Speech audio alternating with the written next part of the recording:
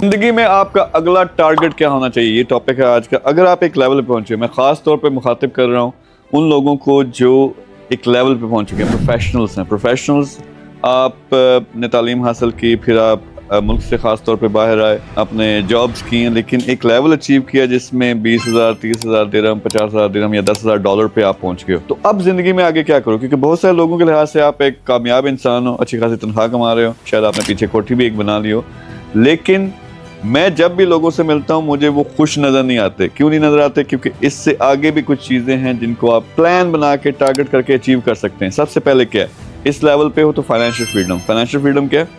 ये जो आप जितने पैसे कमा रहे हो ना, आपने सारी जिंदगी जॉब नहीं करनी।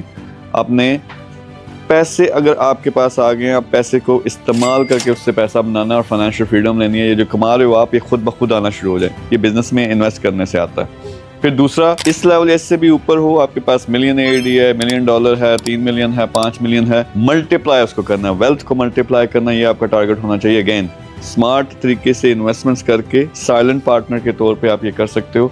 कंप्लीट फ्रीडम मिल जाएगी आपको 1 साल में, 18 महीने में। उसके बाद नेक्स्ट स्टेज ये है कि इम्पैक्ट, अपनी लेगेसी छोड़ के जानी है। कोई अच्छा काम करो, ऐसे बिजनेसेस, ऐसे प्रोजेक्ट्स लॉन्च करो या उसका हिस्सा बनो जिनसे लाखों करोड़ों लोगों की जो है ना हेल्प हो सके।